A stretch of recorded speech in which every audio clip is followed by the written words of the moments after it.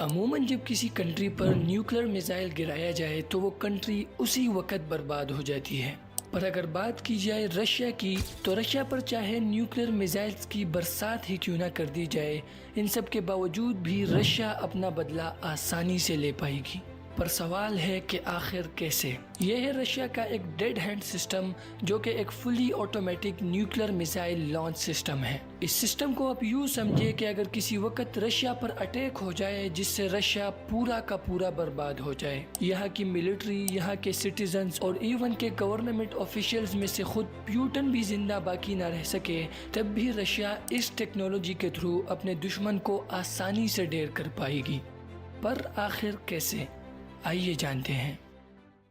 سب سے پہلے تو آپ یہ جان لیں کہ اس ڈیڈ ہینڈ سسٹم کی ضرورت ہی کیوں پڑی، اس سسٹم کو آخر بنایا کس لیے گیا تھا۔ تو اس بات کو اچھی طرح سمجھنے کے لیے ہمیں جانا ہوگا سال 1947 میں، جب ورلڈ وار 2 اپنے اینڈ پر تھا۔ ورلڈ وار 2 ختم ہونے کے آخری سالوں میں ہی تھا کہ تبھی امریکہ اور سوویت یونین کے بیچ کولڈ وار شروع ہو گئی۔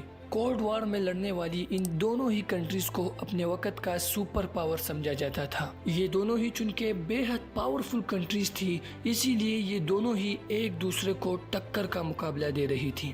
یہ دونوں کنٹریز نہ صرف لڑائی میں ایک دوسرے کے ساتھ شامل، بلکہ ٹیکنالوجی کے ریس میں بھی ایک دوسرے کو نیچا دکھانا ان کا ایک اہم مقصد تھا۔ شروع میں تو یہ بات صرف لڑائی تک تھی اور شروع کے سالوں میں ان دونوں کا ہی پلڑا بھاری تھا، پر یہ بات سیریس تب ہوئی جب سال 1980 میں امریکہ نے سبمرین لانچ بیلسٹک میزائل نامی ایک ٹیکنالوجی بنائی۔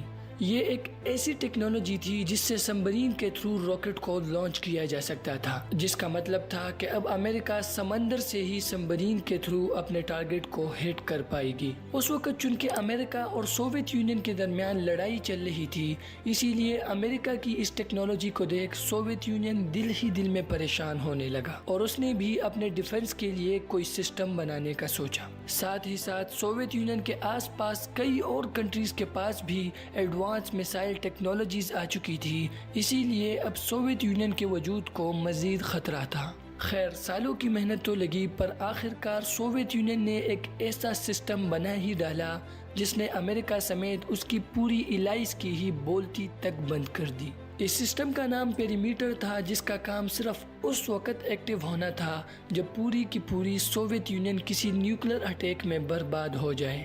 یہ ایک fully automatic nuclear missile launch system تھا جو کہ آج بھی رشیا کے پاس موجود ہے۔ آج بھی رشیا کے اندر اس سسٹم کو پیریمیٹر، جبکہ باہر کی کنٹریز میں اسے ڈیڈ ہینڈ کے نام سے جانا جاتا ہے۔ اب یہ تو ہوئی اس سسٹم کو بنانے کی بات، اب چلیے یہ بھی جان لیتے ہیں کہ آخر یہ سسٹم کام کیسے کرتا ہے۔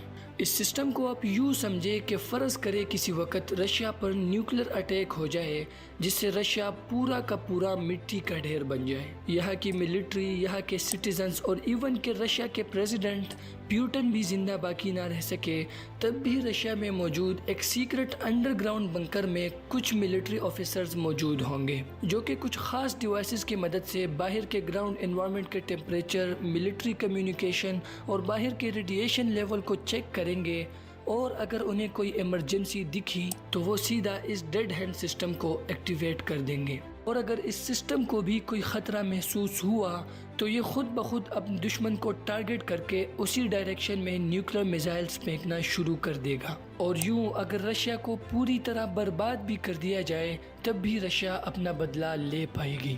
یہ ایک ایسی ٹیکنالوجی ہے جسے آج بھی امریکہ جیسی کنٹریز کانوں کو ہاتھ لگا دیتی ہے، یہاں تک کہ امریکہ کا خود کہنا ہے کہ اسے بھی ایک ڈیڈ ہینڈ سسٹم کی ضرورت ہے۔